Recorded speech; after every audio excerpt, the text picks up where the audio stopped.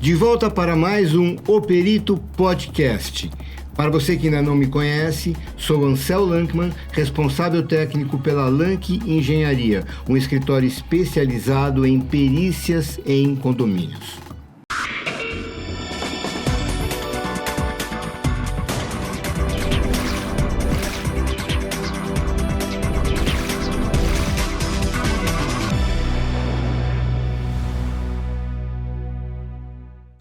Hoje vamos falar sobre trincas em condomínios, mas trincas vistas a partir de uma outra abordagem. Não vai ser um assunto técnico de engenharia, vai ser como que o síndico enxerga as trincas, como ele se relaciona com as trincas, como que ele faz para consertá-las, para explicar o porquê acontecem. E para isso eu trouxe uma pessoa muito especial que eu já vou apresentar para vocês. Antes, porém, eu peço para que vocês compartilhem esse vídeo, se inscrevam no canal, ative o sininho para receber notificações de novos programas.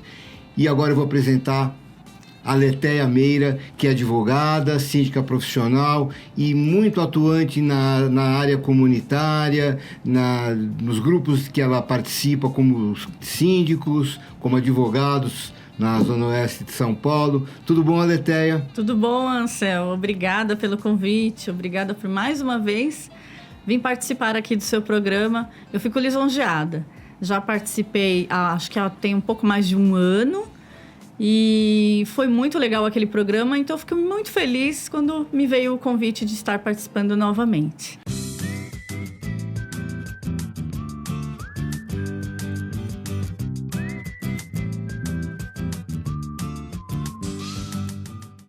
Não, eu acho você bárbara nesse ponto, porque você consegue entender muito bem como que funcionam as relações humanas dentro de um condomínio. Você tem uma paciência, uma firmeza também, quando isso é necessário, para administrar esses problemas que, enfim, são pessoas quando juntam com pessoas sempre dá problema. Então é muito interessante a maneira de conviver com isso e resolver e amenizar todas essas tensões que se criam nos condomínios. Sim, a área condominial, no caso, como síndica, né? Você já falou, eu sou advogada. Então, antes de ser síndica, eu era advogada, né? Eu advogo há 16 anos. E há 16 anos eu iniciei exatamente eu iniciei na área de família. Então eu tive a minha experiência com a advocacia em área de família e como civilista em área civil, que é condomínio, relações de vizinhança, contratos. Então, que envolve realmente pessoas. Então, na verdade, eu já trago uma bagagem, e quando você disse aí que eu sou paciente, né? Isso não surge de uma hora para outra. Então, muitos síndicos, né, já vai aí uma dica, isso tem que ter um preparo, né? Mesmo que o síndico não tenha lá um nível superior, um estudo focado e essa experiência, mas ele precisa também procurar se qualificar em relação a cursos que traz esse desenvolvimento também pessoal para que os síndicos consigam se relacionar melhor com as pessoas, porque hoje, né, a sindicatura humanitária hoje ela ganhou muito espaço justamente por ser humanitária, justamente pelo síndico conseguir se comunicar com o seu condômino, principalmente depois da pandemia, onde na época da pandemia foi a época que mais teve renúncia de síndicos, porque as pessoas todas começaram a ficar em casa, e todo mundo em casa, igual você falou, quando você lida com muitas pessoas, dá mais confusão, dá mais atrito, mais reclamação. Então o síndico ele tem que ter a paciência e ele tem que ter a firmeza para lidar com todas aquelas reclamações. Então vamos pensar o seguinte, vamos aliar esse tipo de relacionamento com um problema físico do edifício. Então imagine uma situação, um condômino chega para você e fala assim: Letéia, olha, eu tenho uma trinca horrorosa no meu apartamento. Bom, você vai olhar a trinca, o que te vem na cabeça quando você está numa situação como essa, que você tem que analisar sem ser técnica no assunto? Exatamente. Então, eu vou te explicar de duas formas, No início, quando eu realmente não tinha conhecimento nenhum da parte de engenharia, da parte de manutenção, essa parte técnica. E hoje, né? Porque como síndico, a gente tem o dever de começar a se aprimorar naquilo que a gente não conhece. Mas eu já falo sempre que você, com 2 anos de sindicatura, você pode ganhar o diploma de engenheiro tranquilamente. Você sabe que eu tenho um condomínio que eu moro, tem um engenheiro que fala isso pra mim. Ele fala assim, até você nasceu engenheira nata, porque você chega e você fala e tem tudo a ver. Né? Mesmo você não tendo feito engenharia.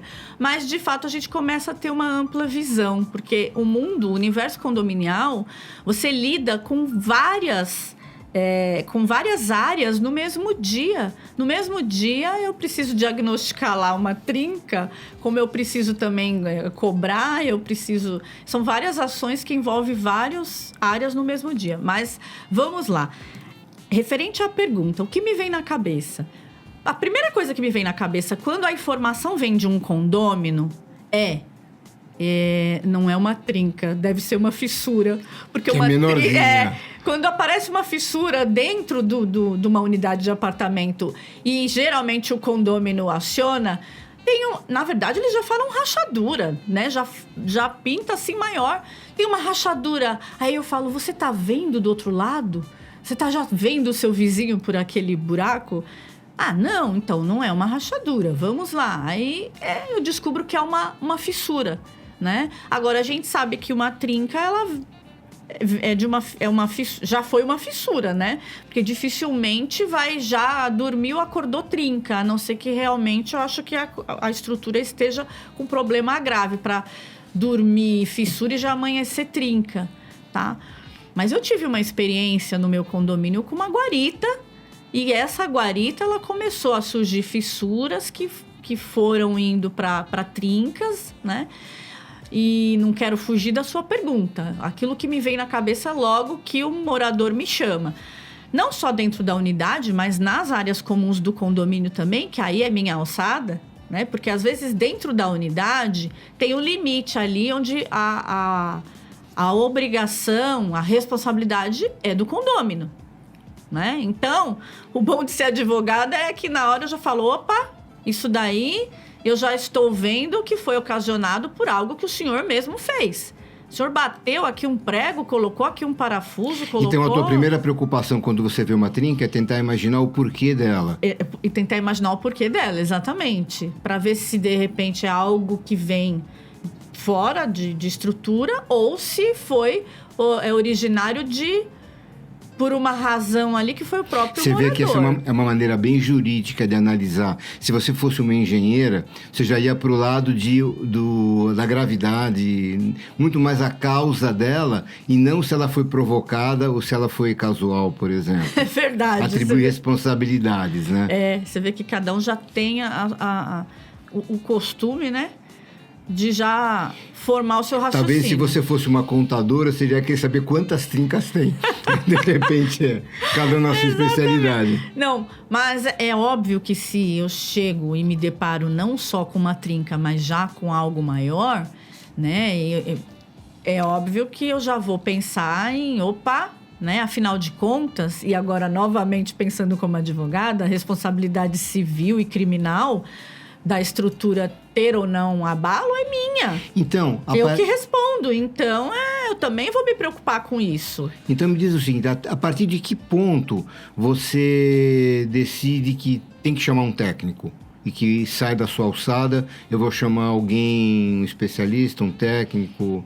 Sinceramente, Ansel, a partir do momento que é uma trinca, eu já chamo um técnico. Se for uma fissura, eu não vou chamar técnico. Eu nunca chamei. É uma fissura, às vezes é uma questão de pintura, às vezes é uma infiltração de água, às vezes é algo que eu consigo resolver com o próprio manutencista, com alguém ali do condomínio, com a própria manutenção do condomínio, né? Então, assim, isso é com o tempo. A gente vai pegando aquela avaliação clínica, né? Se eu acho que ali não tem problema nenhum, porque é uma fissura, e na maioria das vezes, né, já acostumada com diagnósticos, inclusive de próprio engenheiro, que todo condomínio sempre tem técnico de edificação e engenheiro. Sempre tem alguém da área que eu chamo o morador. Olha, você não quer dar uma olhadinha ali, fazer esse favorzinho para mim? O que você acha? É perigoso? Você acha que eu devo chamar alguém? Eu já pego ali uma primeira opinião. Sempre, não me abstenho disso. Ah, isso é uma fissura, isso daí é a própria massa corrida, a própria isso, a própria aquilo. Agora, é óbvio que eu peço para a pessoa ficar observando, caso aquilo comece a tornar um pouco maior, mais perceptível, se vai ocorrer mudança, eu peço para a pessoa avisar. Mas, isso tem muito a ver com a tua própria segurança em fazer afirmações. Que, claro, é baseada na tua experiência anterior, num conhecimento que você já adquiriu. Agora, existe uma outra postura também do síndico de a partir de que ponto ou até que ponto ele sente necessidade de dividir uma responsabilidade. Porque na hora que você não chama, você está trazendo tudo para você. Isso. Tá? Então você tem que estar muito segura de que aquilo ali está limitado a uma anomalia, um problema que não é de grande importância. Tá? A partir de um certo momento, é complicado você segurar para você tudo aquilo. Você precisa realmente dividir um pouquinho. Primeiro, para você pegar uma opinião técnica que pode agregar ao que você já conhece. E segundo, a própria responsabilidade civil, criminal, penal, etc. Tá? Para você dividir um pouquinho com alguém. Sim. Não trazer tudo para você, não comprar sozinha essa briga, né? Exatamente. É por isso que eu falei assim, eu vou te responder isso, são 2 momentos. Logo no início, quando eu não tinha muita experiência, para tudo eu já chamava o técnico, justamente por saber o peso da responsabilidade. Porque tem muito síndico que não imagina o peso de uma responsabilidade civil e criminal de um condomínio, principalmente no que tange a parte de manutenção. Muito. Agora, depois de alguma experiência já com isso, hoje eu já me sinto mais segura de, num primeiro momento, quando olhar, decidir naquele momento se eu vou chamar um técnico de imediato ou não, ou se eu posso esperar um pouco mais. Baseado exatamente no cenário, né? Claro. Baseado assim, olha, é só uma fissura, isso não é trinca. Olha, não tem manchas na sua parede, então eu já vejo se ali, de repente, tem uma umidade de água, se está vindo água de algum lugar. Porque qualquer mancha que eu percebo que haja, mudança na cor da tinta ou no azulejo, tem infiltração de água, aí eu já me preocupo, porque a gente sabe que água derruba o prédio, né? Com o tempo, aquilo vai, quando vê. Então, aí já é hora também de chamar alguém técnico, né? Mas você falou um negócio muito importante. Agora, deixa eu vou assim interpretar o que você falou. Sim. Uma visão mais macro, né? Quando você enxerga, vê uma trinca, percebe ou é avisado e tal, você procura outros problemas também que possam estar relacionados àquele primeiro para qual você foi chamado? Sim, é exatamente isso. Eu procuro olhar, o meu ângulo de visão vai a quem aquela simples fissura ou aquela trinca. A primeira coisa que eu observo é se tem mancha tanto dentro da unidade como do lado de fora, né? Sair, olhar e ver aquela parede, se do lado de fora, se existe ali uma umidade, algum sinal de umidade. Porque na maioria das vezes, a infiltração pode estar ocorrendo. E isso traz também ali a fissura, a própria argamassa que se solta, né? Eu tô falando assim, tô falando como síndica, agora o técnico é você. Você como engenheiro vai poder me dizer se eu tô correto ou não com esse raciocínio, mas, né? Aletheia, tanto pode ser a infiltração vem a partir de uma trinca, a água entrou pela trinca, como também a trinca ser causada pela infiltração. Uhum. Infiltração por outro motivo acabou fissurando e a fissura virou trinca, como você disse. Uhum. Né? E entender bem esse mecanismo, aí você vai precisar de um técnico, mas para você perceber que as coisas estão ligadas e que uma outra coisa que pode acontecer é você ver uma trinca e você procurar se existe uma repetição daquele problema no andar de cima, no andar de baixo, no apartamento do lado.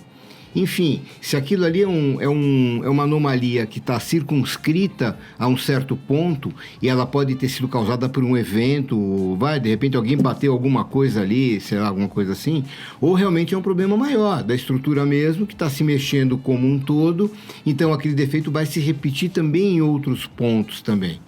Sim, e olha só, na minha visão, vamos lá, leiga de engenheira que não sou, quando você falou de procurar outras trincas, né? E a hora que eu saio para fora da unidade lá e olho para o prédio e vejo se tem alguma mancha, eu automaticamente também olho, vejo, deixa eu ver se eu consigo visualizar outras trincas, né? E aí também me reporto muito essa questão da dilatação térmica, que a gente sabe que acontece, né? Do sol, dos dias quentes e, de repente, o dia frio. E aqui nós estamos em São Paulo, e São Paulo tem tido climas, assim, muito diversificado. Hoje a gente não tem... Dia.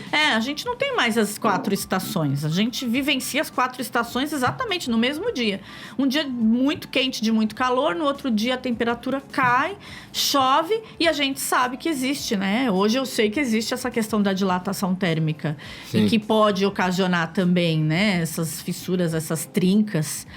E então eu fico imaginando, poxa, eu acho que essa trinca surgiu por conta dessa mudança climática que está acontecendo. Agora, é claro, né? Isso tudo são suposições.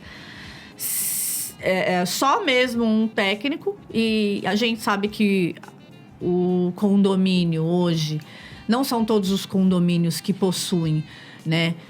Um engenheiro contratado para poder acompanhar. Isso ainda é assim... algo que se briga muito dentro dos condomínios. Eu te falo como síndica, eu não sou síndica só em um condomínio, então eu posso te dizer, porque tudo aquilo que onera o condomínio, a cota condominial que o condomínio vai pagar, o que ele puder abrir mão, ele vai abrir mão. A gente não precisa de engenheiro contratado. A gente não precisa de advogado contratado. Se pintar, se tiver que mover um processo ou chegar a um processo, aí você contrata. Então ainda existe essa... cultura de querer economizar, né? Quando às vezes seria bem mais fácil ter um contrato ali com o engenheiro para as obras todas serem acompanhadas com esse olhar técnico, que eu acho que é o correto, né? Então, naquilo que enquanto isso, eu como síndica, eu tenho que me especializar para eu poder ser o mais assertiva possível, até numa análise de uma trinca, de uma fissura, até chegar num ponto que eu falo, não, pessoal, olha, eu quero um laudo de um engenheiro para poder me assegurar de que eu não vou ter um problema amanhã ou depois e vou ter que responder por isso. E vou ter que, inclusive, pagar do meu bolso, porque acontece. Sim. Então, a melhor forma é se precaver. Agora, é claro, né? Tem algumas trincas assim que a gente olha e fala assim, não, isso daí não é motivo para fazer um laudo de engenharia... Né? Acontece? Acontece, ainda acontece. Talvez você fale assim, não, Aletea, tem que ter, talvez me condene, porque você é o técnico, né? Mas eu sei que muito síndico olha, quando ele vê uma fissura, uma trinquinha ali, ele vai falar, não, isso daí não...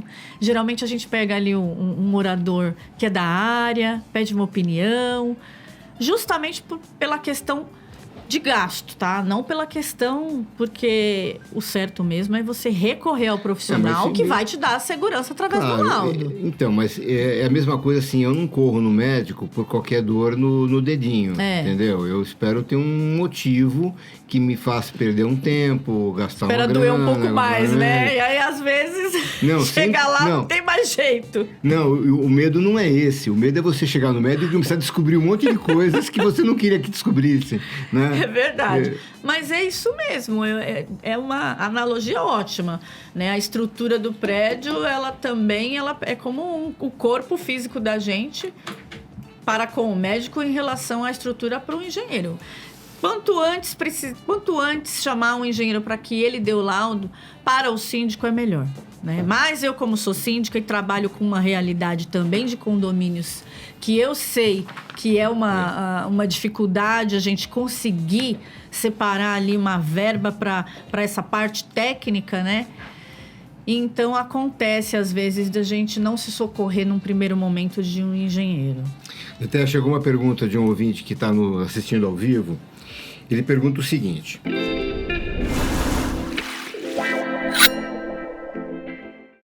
Sua convidada disse que tem um engenheiro no prédio dela que dá muito conselho, muito palpite. No meu condomínio, no qual sou síndico, também tem um conselheiro que é engenheiro, mas ele minimiza qualquer defeito que aparece, dizendo que não devo me preocupar.